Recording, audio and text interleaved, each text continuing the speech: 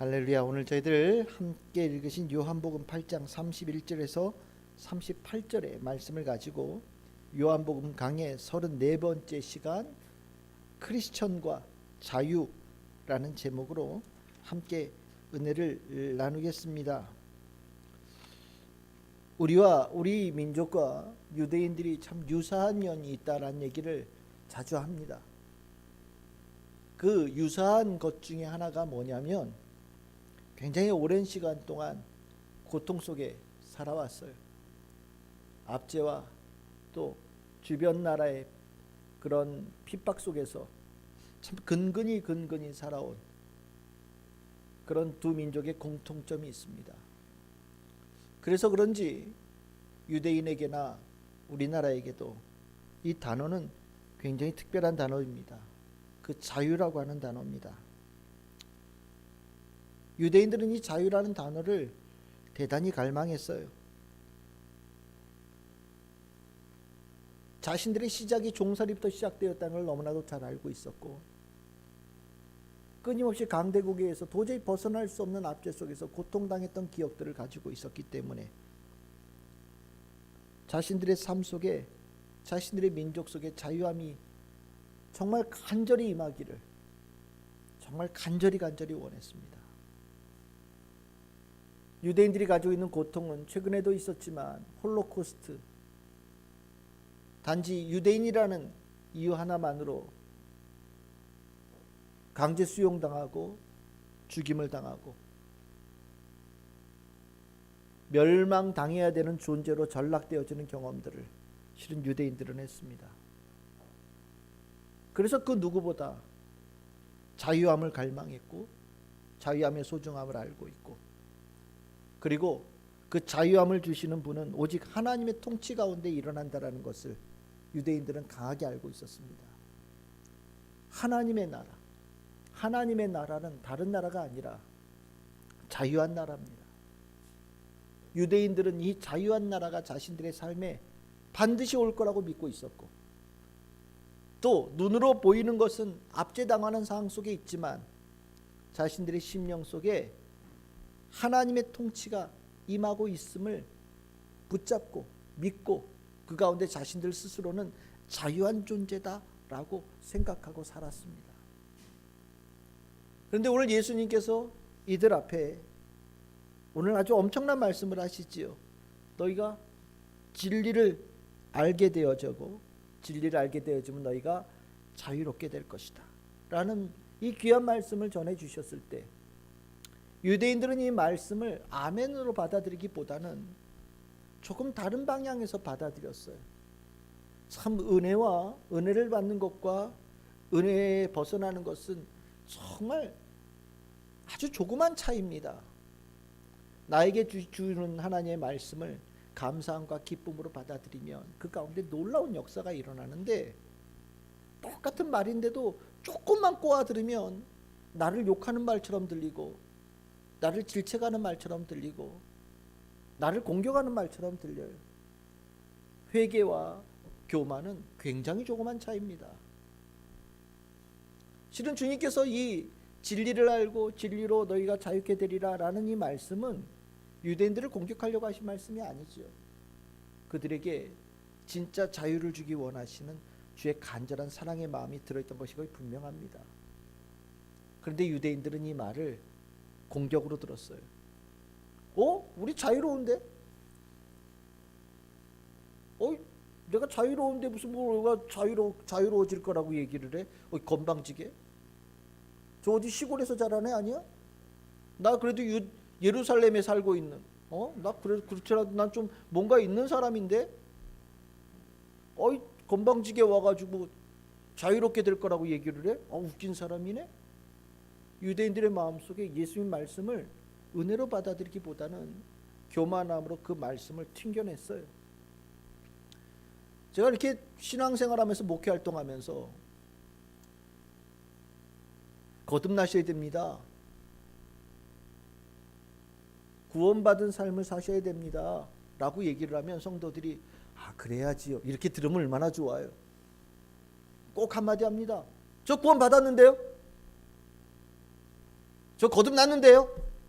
어떻게 아세요? 제가 거듭났는지 거듭나지 않았는지? 목사님이 어떻게 아세요? 내가 구원받았는지 안 받았는지 목사님이 어떻게 아세요? 기분 나쁘네?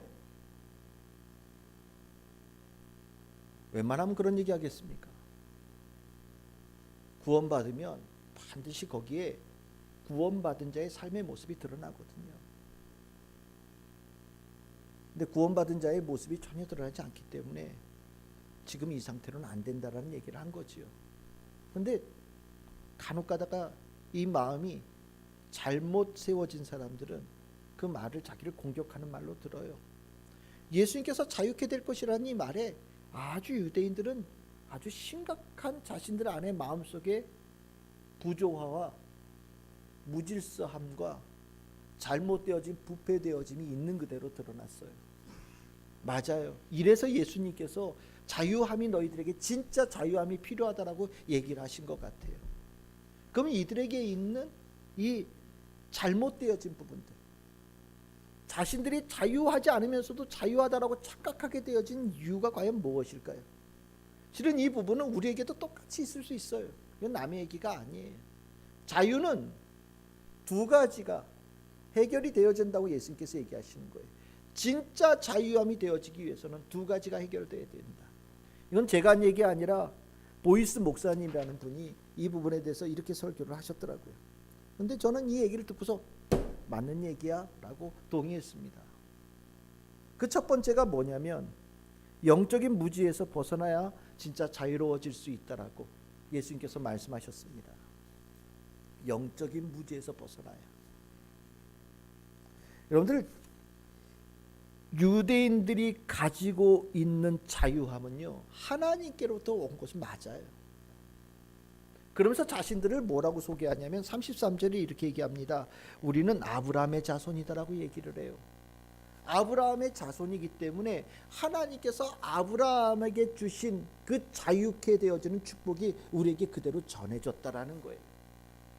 혈통적으로 아브라함의 혈통을 그대로 이어받은 존재가 우리이기 때문에 하나님의 축복은 그 핏줄 혈통을 통해서 끊임없이 흘러간다라고 생각을 한 거예요.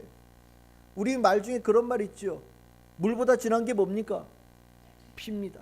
물보다 진한 게 피다. 그래서 물보다 진한 게 피기 때문에 늘 언제나 이렇게 가고 나면 반드시 이렇게 안으로 이렇게 같은 핏줄에 대해서 땡기는 게 있다고 그래요. 그래서 우리가 쓰는 말 중에 또 하나 이런 말 있죠. 피 한 방울 섞이지 않았지만, 뭐 이런 얘기 있죠. 그럼 피 한 방울 섞이지 않았지만 누군가에게 막 호의를 베풀고 잘하면 그 사람 대단히 착하고 훌륭한 사람이다, 이런 얘기를 하거든요. 이 피라는 게 하여튼 의미가 있는 것 같아요.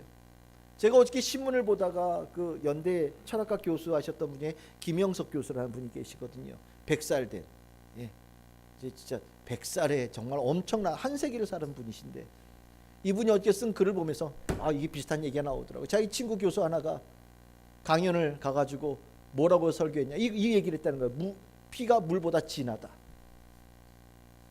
이제 그 얘기를 하면서 잘 진행됐으면 좋았는데 꼭 교수들은 거기 한마디를 꼭 더 하거든요. 부부는 잘해야 된다. 피가 안 섞였기 때문에 잘못 싸우고 나면 그 다음날 남담될 수 있다. 근데 그 자리에 그 교수의 아내의 친구가 앉아 있었대요.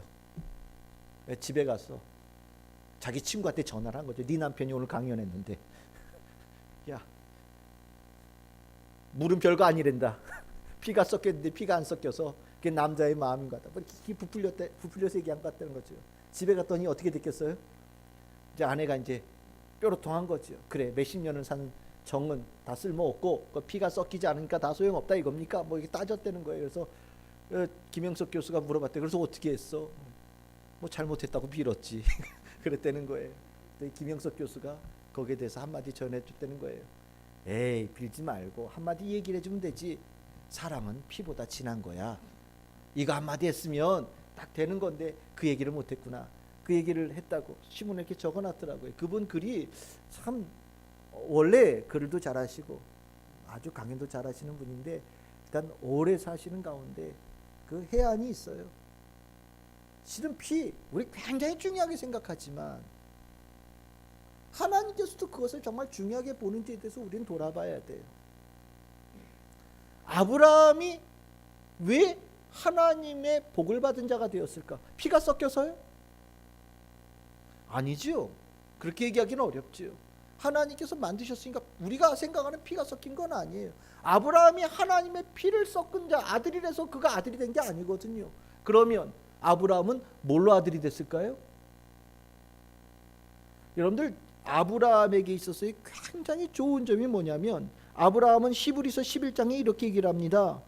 믿음에 관한 이야기를 쭉 하면서 믿음으로 아브라함은 이 얘기가 계속해서 나와요. 히브리서 11장 1절에 3절에 믿음에 대한 강조를 하면서 11장 8절과 17절에 믿음으로 아브라함은 이렇게 얘기를 합니다. 아브라함이 어떻게 하나님의 은혜 입은 자가 되었느냐? 혈통이 아니에요. 믿음이지요. 믿음이라는 게 뭡니까? 주님을 모셔드린 거예요. 내가 주님을 내 안으로 받아들인 겁니다. 여러분들, 아브라함에게 있어서 중요한 사건 중에 하나가 뭐냐면 창세기 18장에 나오는 사건이에요. 세 사람이 아브라함이 있는 곳에 나타난 거잖아요. 그치요? 그랬더니 아브라함이 그 지나가는 나그네 세 사람을 어떻게 했느냐? 모셔드려요. 우리 집에 와가지고 그 앞에서 무릎을 꿇고 절하면서 우리 집에서 거하게 해달라고, 우리 집에 들어와서 계시라고 그 세 사람을 모셔드립니다. 그 모셔드린 사람이 누군지 처음엔 몰랐어요. 근데 나중에 보니까 그 모셔드린 사람이 성경에 뭐라 그러냐? 주라고 표현하죠. 하나님이라고 표현해요. 그리고 하나님께서 그에게 약속을 주시죠. 무슨 약속을요? 아들을 낳을 것이라는 약속을 주십니다. 그리고 18장 14절에 하나님께서는 못하실 것이 없다. 네가 나를 받아들였기 때문에 내가 너에게 능력을 베풀어 준다. 내가 너에게 약속을 준다. 그 약속을 너의 삶 속에 성취가 되어질 거다라고 주님께서 선언하시는 거예요. 굉장히 중요한 겁니다. 아브라함이 하나님의 자손이 되어졌다라고 칭함을 받은 이유는 혈통이 아니에요. 믿음이고요. 주님을 내 안으로 모셔드린 거고요. 그 안에 주의 말씀이 있는 거고요. 그 말씀을 붙잡았기 때문에 하나님의 자녀가 된 겁니다. 그런데 간혹 착각해요. 내 혈통이, 아버지가 교회를 다니셔서, 어머니가 교회를 다니셔서 3대째 교회를 다녀서, 아버지가 목사여서, 아버지가 장로님, 어머님이 권사여서 나는 저절로 구원의 반열에 하나님의 은혜로 자유롭게 되어지는 삶을 살게 될 거라고 착각하는 사람들이 있어요. 유대인들은 지금 그 생각을 가지고 있는 거예요. 우리는 대대로 하나님의 통치 가운데 있었다. 왜 우리 아버지가 그렇게 잘했고 우리 할아버지가 잘했습니까? 근데 예수님께서 말씀하시는 거예요. 그것까지는 절대 자유롭지 못하다라는 겁니다. 아버지의 믿음은 아버지의 믿음이에요. 어머니의 믿음은 어머니의 믿음이에요. 그는 그의 믿음으로 자유롭게 될 거예요. 그는 그의 믿음으로 구원을 얻게 됩니다. 나는요, 나는 다른 거예요. 나는 다른 거예요. 아버지가 아무리 믿음이 좋았어도 나는 다른 거예요. 각자 하나님을 내 안에 모셔드리고 하나님의 약속을 내 안에 품고 그 하나님을 사랑하고 하나님 말씀대로 따라가겠다는 분명한 결단이 있어야 성경에서 말하는 아브라함의 자손이 되는 거예요. 아브라함은 육적인 아브라함이 아니에요. 아브라함은 영적인 아브라함이에요. 믿음을 가진 존재, 하나님과 나의 관계를 분명히 알고 그 가운데 믿음의 끈을 분명하게 붙잡은 존재가 바로 아브라함의 자손이거든요. 근데 믿음이 없으면서 하나님을 내 안에 모셔드리는 내 삶 속에 결단이 없으면서 내가 자유롭게 되어지고 구원받는다라는 착각을 한다. 그 가운데는 절대 자유함이 없다라고 얘기를 합니다. 여러분들 가운데 혹시 그냥 자동적으로 회개나 거듭남이 없이 내가 구원의 그 은혜를 입고 자유함을 얻을 수 있다라고 생각하는 분들이 있다면 머릿속에서 싹 지워버리시기를 바랍니다. 아무리 아버지가 목사여도 그 자식이 주님 사랑하지 않으면 구원 없습니다. 그건 분명한 겁니다. 아무리 엄마가 교회를 열심히 다녀도 내 스스로가 주의 자녀가 되겠다는 결단 갖지 못하면 아무 의미 없는 겁니다. 이 영적 무지로부터 자유로워지질 못하면, 벗어나지를 못하면 절대로 그의 삶에 자유함이 있질 않아요. 여러분들, 영적인 무지가 힘이 있어요. 사람을 무지몽매하게 만드는 힘을 가지고 있어요. 그래서 계속해서 엉뚱한 쪽으로 삶을 이끌어갑니다. 한번 무지하면 그걸로 끝나는 게 아니라 무지함으로 땅을 파고 들어가요. 그 무지함이 권세를 가졌어요. 어둠의 권세처럼 한번 거기다 발을 들여놓으면 끊임없이 끌고 들어갑니다. 하나님을 사랑하는 대신에 다른 것들을 통해서 하나님을 사랑하려고 계속해서 방법을 동원한다든지, 하나님도 사랑하고 다른 것도 사랑하는 것을 정상인 걸로 생각하기도 하고, 때에 따라서는 다른 신을 섬기는 것도 하나님을 섬기는 거로 일치시키는 경우들도 허다하게 일어나지요. 다 무지의 권세 속에 들어간 거예요. 하나님을 알고 나를 제대로 아는, 하나님과 나의 관계를 제대로 확실하게 굳건하게 만들어가는 영적인 지혜가 있어야 자유로워질 수 있습니다. 여러분들 가운데 하나님을 아는 지혜, 나를 아는 지식, 지혜, 그리고 그 가운데 이 관계성을 제대로 잡아가는 분명한 신앙의 결단이 여러분들 가운데 넘치기를 소망합니다. 이게 지혜예요. 이 지혜가 유대인들에게는 없었다는 거예요. 첫 번째 무지입니다. 두 번째는 뭐냐? 죄에 관한 문제예요. 죄의 종이 되어져서는 절대 자유할 수 없다라는 겁니다. 여러분들 34절에 나오지요. 죄를 범하는 자마다 죄의 종이다, 이렇게 얘기를 합니다. 우리는 죄를 짓는 것으로, 죄를 짓는 상황에서도 내가 하나님의 아들이라는 것이, 내가 교인이 되어졌다는 것이, 크리스찬이 되어졌다는 것이 자유함을 보장해주는 그런 것이라고 생각하는 경우들이 있어요. 아니에요. 죄를 사랑하면 절대로 예수 따라가지 못합니다. 교회를 왔다가 떠나가는 성도들, 슬쩍 한번 발을 댔다가 적응하지 못하고 나가는 성도들 가운데 많은 성도들이 이 문제예요.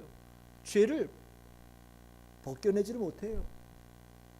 자기 스스로가 이 안에서 죄로부터 벗어날 수 있는 힘이 없다라는 것을 알고 있고, 죄를 내가 벗겨내고자 하는 욕망도 없어요. 그러니까 어떻게 됩니까? 교회에서 말씀을 통해서 그것이 죄라고 얘기를 하고 그것부터 벗어난다는 얘기를 들을 때마다 듣기 싫은 거예요. 그리고 갈등합니다. 그거 어떻게 됩니까? 에이, 지금은 아닌 것 같아. 좀 이따 와야 되겠어 라고 얘기를 하죠. 죄요? 굉장히 무서운 거예요. 죄는요, 아까 무지, 영적인 무지도 힘을 가지고 있다고 그랬죠? 죄도 힘이 있어요. 성령의 힘이 있는 것처럼 죄도 힘이 있어요. 성령 안에 들어가면 성령께서 주시는 능력으로 살아가는 것처럼, 죄 안에 들어가면 죄의 권세에 옴살달싹 못해요. 여러분들, 전도서의 저자, 우리 금요일날 말씀 나눴지요. 전도서의 저자가 평생을 연구한 것 중에 하나가 뭐냐? 죄에 대해서 연구를 한 적이 있대요. 죄에 대해서. 이게 전도서 7장 25절에서 26절에 나와요. 거기에 뭐라고 얘기를 하느냐? 죄에 대해서 연구를 해봤더니 어떤 거냐면, 마음이 올무같고 그물과 같고 손은 포순과 같은 여인이라는 걸 발견한 거예요. 이 여인이 뭐냐면, 여인은 여자가 아니라 지혜를 얘기합니다. 근데 지혜인데 이 지혜가 선한 지혜 그리고 악한 지혜가 있는 거예요. 이 여인이라고 하는 이 지혜가 여성 명사가 되는 거거든요. 여성 명사가 되어서 여기 여자라고 표현을 해놓은 거예요. 열심히 악을 연구했더니 어떠냐? 이 악이요, 이 악한 지혜가 얼마나 힘이 센지를 몰라요. 그물 같아요. 한번 딱 걸려들면 못 빠져나가는 거예요. 한번 딱 걸리면 빠져나갈 수 있는 도저히 방법이 없는, 완전히 그 가운데서 옴싹달싹 못하는 권세를 가졌다는 것을 알게 되어졌어요. 그래서 나는 그나마 운이 좋아서 그 죄를 연구하는 가운데 딱 보고, 아니구나. 왜? 내 안에 하나님이 계시니까. 왜? 전도서의 저자는 그 여자를 정체를 파악하고 딱 도망갔는데, 멍청한 사람들은 어떻게 했냐? 여러분들 26절 이렇게 나오죠. 죄인은 그 여인에게 붙잡힌다라고 얘기를 합니다. 그 악한 죄에 딱 붙잡혀서 포로가 되고 갇힌 자가 된다라는 거예요. 죄인은 죄를 사랑하고 죄와 하나 되어져 있고 죄를 벗어나는 것을 스스로 결단하지 못하는 사람은 내가 가만히 있는 상태가 아니라 죄 속으로 쑥쑥쑥쑥 들어가서 1년이 지나면 더 깊은 곳에, 2년이 지나가면 더 깊은 곳에, 3년이 지나가면 더 깊은 곳에 들어가는, 완전히 죄에 함몰되어지는 사람이 된다라고 얘기를 하는 거예요. 즉 죄에 머무는 사람은 절대로 자유할 수 없어요. 죄를 사랑하는 자는 절대로 자유할 수 없어요. 하나님께서 죄라고 명령하신 그것을 내 스스로 즐겨하며 하는 자는 하나님께서 그에게 자유의 그 축복을 주시질 않아요. 그는 하나님께 지배받는 자가 아니라 죄의 지배를 받는 자예요. 죄가 그를 놓지 않아요. 아무리 내 힘으로 벗어나려고 해도 그것을 벗어날 수 없다는 거예요. 근데 이 유대인들은 어떻습니까? 이 유대인들은 죄의 지배 가운데 있어요. 어떻게 하냐고요? 37절에 얘기를 하잖아요. 뭐라고요? 예수를 죽이려고 그래요. 예수를 죽이려고 그래요. 하나님의 아들을, 하나님을 죽이려고 그래요. 이게 뭐냐? 바로 그것이 죄의 지배를 받고 있다는 증거다라고 얘기를 하고 있는 거예요. 제가 간혹 얘기하잖아요. 성경 말씀 귀에 안 들어오고, 성경 말씀 눈에 안 들어오고, 성경 말씀 묵상하는 거 원하지 않고 성경 읽어봤자 아무 소용없는 것처럼 느껴지는 사람이 어떻게 하나님의 말씀대로 살아가는 사람이라고 얘기할 수 있습니까? 가능합니까? 하나님을 찬양할 수 없고 하나님께 감사하지 못하고 하나님으로 인하여 기뻐하지 않는 삶이 어떻게 주의 백성이라고 얘기할 수 있습니까? 주님을 만나러 오는 자리가 기쁘지 아니하고 주를 만나러 오는 초청받은 그 자리를 스스로 발로 걷어차는 사람이 어떻게 주의 자녀라고 얘기할 수 있습니까? 불가능한 거예요. 이것 보면 그가 과연 자유로운 상태인지 아닌지를 한눈에 알아볼 수 있는 겁니다. 예수님께서는 유대인을 딱 보면서 너희들은 자유롭지 못해 라고 얘기를 하시는 거예요. 잘못되어진 영적인 지혜와 또한 죄에서 벗어나지 못하는 그 모습, 이 두 가지만 보더라도 너희들에게 자유함이 필요하다라고 얘기를 하고 계셔요. 여러분들의 삶 속에 자유함은 돈이 없어서 자유하지 못한 게 아니에요. 건강하지 못해서 자유롭지 않은 게 아니에요. 여러분들의 삶 속에 자유하지 못하는 이유는 알아야 될 하나님에 대한 지식과 지혜와 여러분들의 구원에 관한 지식이 부족해서 자유롭지 못한 거고요. 죄 속에서 계속 머물러 있기 때문에 자유롭지 못한 거예요. 주님께서는 그것으로부터 우리를 벗어나기를 원하시고 그렇게 명령하고 계셔요. 그러면 우린 여기에 이제 중요한 예수의 가르침의 본질에 들어가야지요. 과연 그러면 우리가 이 자유하게 되지 못할 때 우리는 이것부터 어떻게 벗어날 수 있느냐? 어떻게 벗어날 수 있습니까? 이것을 벗어나게 하실 수 있는 오직 딱 한 분이라는 거예요. 누구십니까? 예수 그리스도이시죠. 예수 그리스도가 우리의 이 영적인 무지함에 얽매여 있는 이 모습과 죄 속에서 머물러 있어서 옴싹달싹하지 못하는 이 모습을 구원하기 위해서 오신 유일한 분이라는 거예요. 우리는 자유롭다고 생각할지 모르지만 우리는 종이에요. 무지의 종이고 죄의 종으로 살아가고 있는 거예요. 종은 하나님의 나라에 들어갈 수 없어요. 종은 하나님의 나라에 들어갈 수 없어요. 구원을 얻을 수 없어요. 예수님께서는 종 말고 뭐가 되라고 얘기하십니까? 아들이 되어야 된다고 얘기하는 거예요. 아들은요, 누구 집 아들 이런 얘기가 아닐 수도 있어요. 이 아들은 종의 신분이 아닌 자유롭게 되어진 존재의 이름을 아들이라고 표현하고 있는지도 모릅니다. 종의 신분으로는 절대 구원을 얻지 못한다라는 거예요. 아들이 되어 있는 거예요. 아들이 어떻게 될 수 있느냐? 아들이 만들어준다는 겁니다. 그 아들 되어지는 그 길을 누가 주신다고요? 아들이요. 어떤 아들이요? 하나님의 아들이 와서 이 땅에 종으로 살아가는 모든 사람들을 아들로 만들어가는 역사를 이뤄내신다라는 거예요. 그러면 그 아들에게는 무슨 능력이 있길래 종으로 살아가는 사람을 아들로 만드느냐? 사면권을 가지고 계세요. 죄에 대한 사명권을 가지고 계세요. 누구에게도 없는 죄에 대한 사명권을 가지고 있어요. 두 번째는 뭐냐?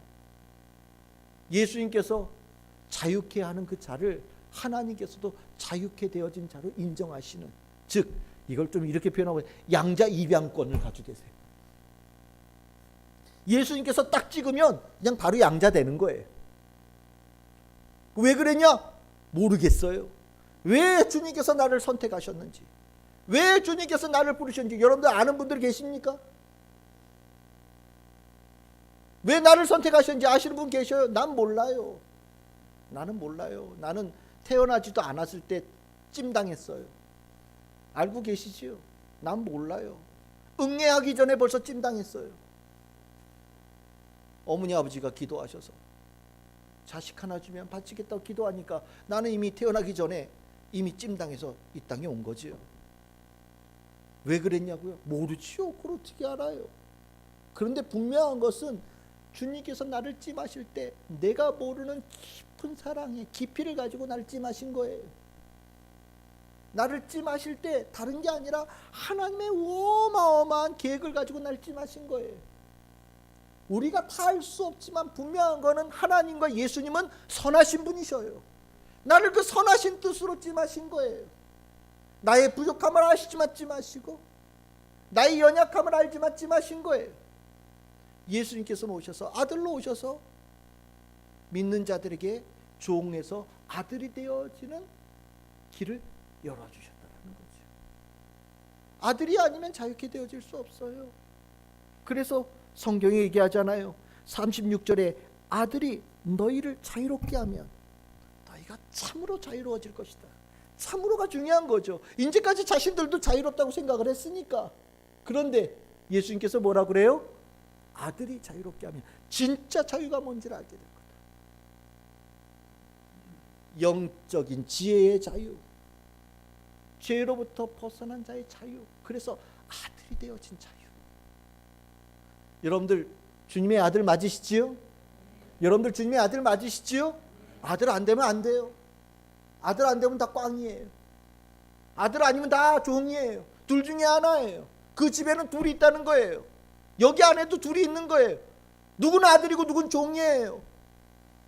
누구는 오늘 밤에도 이 자리에 있지만 오늘 퇴근 시간 되면 종은 다 따로 나가는 거예요. 아들은 끝까지 가지만 종은 중간에 퇴근하고 같이 못 가는 거예요. 다른 거예요. 그 집에 같이 있다고 다 똑같은 아들이 아니에요. 똑같은 신분이 아니라는 겁니다. 예수를 통해서만, 오직 예수를 통해서만, 오직 예수를 통해서만 새로운 역사가 일어난다는 거예요. 우리는 그 은혜를 입은 자들입니다. 예수만이 우리를 의롭게 하시고, 예수만이 우리의 부채를 탕감하여 주시고, 예수만이 우리의 일을 구원하여 주시고, 예수만이 우리에게 새로운 지위와 신분을 주시는 분이시다.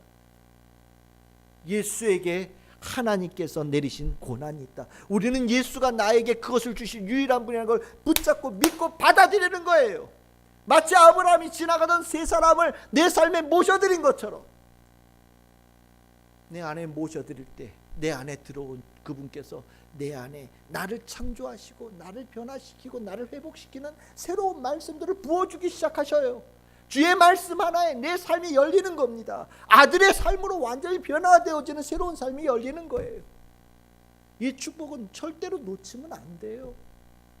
많은 사람들이 아직도 성도들이 아들의 그 신분을 가져야 된다는 것을 몰라요. 누구나 아들보다 손님이 더 좋다고 생각하는 사람들도 있어요. 왜? 아들은 일해야 될 것 같거든. 근데 손님은요, 밥만 먹고 가면 되거든요. 다 차려놓은 밥상 밥만 먹고 가면 돼. 나는 교회 손님처럼 다닐 거야. 아니요. 손님도 아들은 아니에요. 손님이 되어져서는 안 돼요. 하나님의 아들은 아버지가 하나님이라는 걸 분명히 알고, 아들은 아버지의 뜻을 알고 아버지의 계획을 품고 아버지와 함께 동행하는 사람입니다. 그래서 아들에게는 무엇이 주어지나요?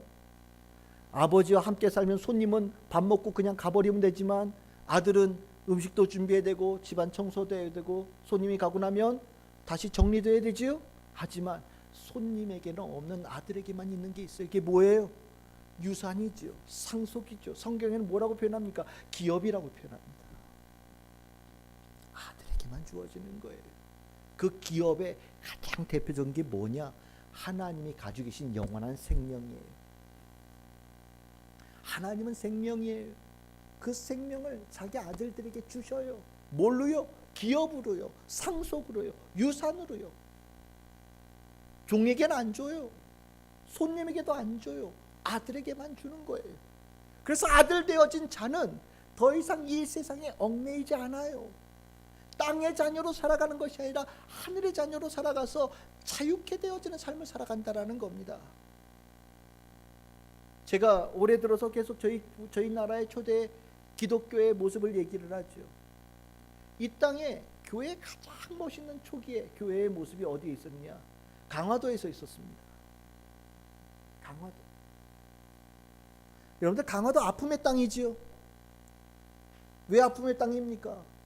우리나라 개항 그 고종 때, 대원군 때 그 외국에서 들어온 세력을 막겠다라고 나섰을 때 늘 언제나 전쟁 벌어졌던 데가 어디예요?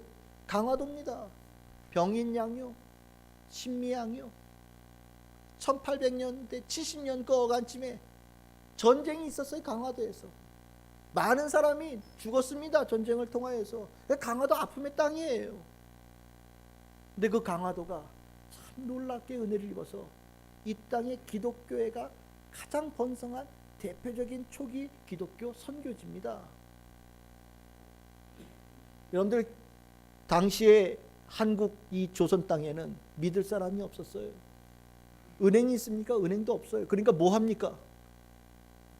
개하죠, 개. 돈을 모으는 거예요. 그런데 사람들의 심성이 당시에 정직하지 않아서 맨날 사고 나는 게 개예요. 개돈 들고 튀는 겁니다. 그러니까 불안한 사회가 되니까 사람들 사이에 소문이 돌았대요. 그게 뭐냐면 교회에 가면 뒤에 선교사들이 딱 버티고 있어서 안전하다. 그래서 교회 다니는 많은 사람들 중에 뭐 하러 다니냐? 개하려고 들어간 사람들이 되게 많았대요. 개하려고. 선교사가 뒤에서 딱 버텨주니까. 그게 인천에 있는 그 유명한 게 내리교회도 그렇게 교인들이 있었다는 거예요. 근데 그 사람의 심성이 삐뚤어졌는데 선교사가 뒤에 버티고 있다고 걔가 안 깨지겠습니까? 걔가 깨진 거예요. 개주가 돈 들고 날른 겁니다. 교인들이 다 뿔뿔이 터진 거예요. 존스라고 하는 선교사가 내리교에서 선교를 하는데 갑자기 어느 날 개 깨져가지고 성도들이 교회를 다 안 나오는 거예요. 황당하지요. 그런데 한 사람이 거기에 나가지 않고 남아있는 사람이 있었어요. 그 이름이 누구냐면 이승만이라고 하는 사람입니다. 이 사람도 개 들려고 들어왔는데 어떻게 운이 이렇게 안 나갔어요. 갈 데도 없고. 이제 선교사가 이렇게 보니까 사람이 괜찮거든요. 그러니까 뭐라고 그랬냐? 우리 세례 받읍시다. 근데 이 사람이 강화도 사람이에요. 인천에 나와 있었던 거예요. 세례 받으라고 하니까 이 사람이 나 먼저 받을 수 없다. 우리 고향에 어머니 계신데 어머니 먼저 받고 그러고 나서 내가 받겠다.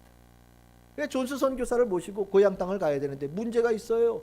강화도 땅에 집에를 가려면 중간에 양반 땅을 가로질러 가야 되는데 이 양반이 기독교 선교사는 죽었다 깨어나도 자기 땅을 통과하지 못한다. 선교사만 지나가 봐라. 내가 다 죽일 거다. 그거 어떻게 합니까? 선교사를 배로에다가 어머니를 배로 모셔온 거예요. 그래서 배 위에서 세례를 베풀었습니다. 그게 그림에 있는 거예요. 저 그림 있지요? 선교사가 어머니한테 먼저 선교를 해줬어요. 세례를 줬어요. 그리고 나서 이승환이라는 사람도 저 배 위에서 세례를 받았습니다. 강화도에서 첫 번째 일어난 세례예요.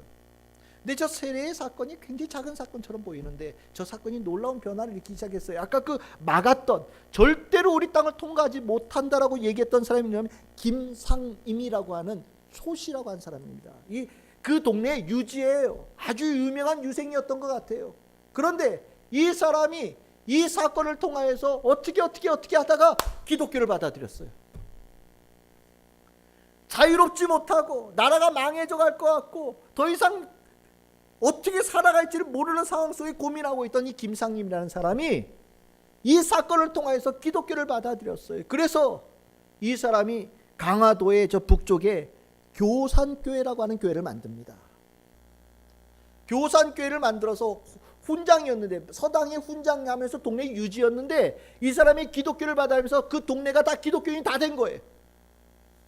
얼마나 큰 사건이었느냐. 이 사람 기독교로 개종 못하게 조정에다 상소했답니다. 전국의 유생들이. 엄청난 사건이 일어난 거예요. 기독교에 대해서 그렇게 반대하던 사람. 그러니까 이 사건이 유명해지다 보니까 그 옆 동네에 유명한 사람이 있었는데, 친구가 있었는데 그 친구 이름이 박능일이에요. 친구가 변했다는 소식을 듣고 친구한테 따지러 갔다가 이 사람도 전도를 당했습니다. 그래서 이 사람은 동네가 어디냐? 홍의교회예요. 홍의동에 와서 자기가 교회를 세웠어요. 홍의교회예요. 가지고 있던 재산을 동네 사람들에게 나눠주고, 이제부터는 이 땅에 얽매인 삶이 아니라 주님으로 인하여서 자유롭게 되어진 삶을 우리가 살아야 된다라고 얘기를 하고, 여기서 아주 유명한 유행이 하나 돈데, 그게 뭐냐면 계명의 유행이 돌았답니다. 아까 이 홍의교회 세운 사람 이름이 뭐라고 그랬어요? 박능일. 끝에 자가 일자잖아요. 한일자. 이제부터는 우리는 한형제다. 그래가지고 동네 사람들이 전부 다 일자 이름으로 다 돌리는 거예요. 예? 다 일자 이름으로. 이름이 권신일, 권인일, 권문일, 권정일, 권혜일, 김경일, 김부일, 다 일자 돌림. 앞에 성하고 중간자는 두고 끝자 이름만 일자로 쫙 돌린 거예요. 그리고 나서 우리는 이제 더 이상 허례허식이 아니라 주님을 해서 변화되어지고 구별되어진 자로 살아야 된다. 그래서 그 맨날 더러워져서 빨고 꿰지지 않고 있지 말고 우리 옷을 갈아입자. 어떤 색깔로? 까만 색깔 옷 입자. 실용적으로 까만색 옷 입고 우리 이제 전부 다 일자 돌리고. 문제는 뭐냐? 아버지도 일자로 끝나고 아들도 일자로 끝나고. 우리는 학렬이라는 게 있잖아요. 유교는 학렬이 있잖아요. 쭉 돌아가는데 학렬이 없어진 거예요. 그러니까 유교 사람들 입장에서 봤을 때는 이거 완전히 강아지거든요. 짐승이지요. 학렬도 모르는 인간도 아니다라는 거예요. 그래서 개라고 불렀대요. 개라고 불렀는데 무슨 색깔 옷을 입고 있어요? 검정색 옷이에요. 그래서 별명은 검정개예요. 검정개. 그런데 이 사람들이 이 주님으로 인해서 자유롭게 되어진 이 감동을 가지고 강화도 전체를, 그리고 강화도 근처에 있는 교회를 전부 다 선교하러 다니는 거예요. 갈 때마다 일어나는 현상은 뭐예요? 일자 돌림, 아니면 가운데 신자 돌림. 예? 처음에 7명 교회할 때는 가운데다 7개의 이름을 뒀대요. 교회에 어울릴 만한 거 있잖아요. 신자, 애자 이런 거 있잖아요. 충자 이런 거 놓고 가운데 뽑아가지고 이름 바꿨다는 거예요. 이제부터 우리는 세상의 학렬에 얽매이는 자가 아니다. 하나님으로 인하여 자유롭게 되어진 자들이다. 예수로 인하여 자유롭게 되어진 자들이다. 우리는 더 이상 위아래가 있는 것이 아니라 한 형제로서 주님께 자유롭게 되어진 그 삶을 우리가 이 땅에 펼쳐야 된다. 엄청난 사건이죠. 그래서 요즘에 기독교의 교회들이 성지순례 갈 때, 기독교의 성지순례는 어디로 가느냐? 강화도로 가요. 강화도에 가서 우리는 진지 여기가 싸웠던데요, 포 있다만한 거 하나 구경하고 사진 찍고 오지만, 갯벌에 가서 갯벌 체험하고 조개 구워 먹고 오지만, 가면 100년 넘은 교회들이 쫙 깔려 있어요. 김상임 전도사 됐습니다. 박능일 전도사 됐어요. 이 사람들 온 동네 다니면서 교회 세우고 강화도 전체를 주님으로 인해 변화되어지는 세계를 만들었던 사람들입니다. 이거예요. 바로 자유케 되어진 자, 이렇게 사는 겁니다. 자유케 되어지면 삶의 증거가 나타나요. 자유케 되어지면 더 이상 세상의 얽매임으로부터 벗어나게 되어져서 많은 사람들을 자유롭게 만들어가는 주님의 통로로 세워져 갑니다. 무지함에서 벗어나고 죄에서 벗어나요. 더 이상 죄를 지어가는 삶의 습관들을 버려요. 완전히 새로운 나라로 나아가는 축복이 열린다라는 거지요. 주님께서 우리에게 주기를 원하시는 축복이고 우리가 소유해야 될 축복이에요. 여러분들의 그 축복을 가져야 돼요. 크리스찬 자유해야 됩니다. 진짜 자유요. 아들로 인하여서 아들이 되어진 참된 자유. 크리스찬의 자유입니다. 혹 여러분들 가운데 나는 이 자유라는 단어가 내 것으로 오지 않은 것처럼 느껴지는 분들이 계시다면, 내 삶은 자유롭다는 생각이 조금 더 들어오지 않는 그런 성도님들이 계시다면, 오직 예수를 붙잡으십시오. 예수를 따르십시오. 예수를 여러분들 품 안에 넣으십시오. 오직 그 아들을 통하여서 여러분들의 삶에 참으로 자유로워지는 축복이 열리게 될 것입니다. 우리 성도들의 축복이 되기를 주의 이름으로 축원합니다.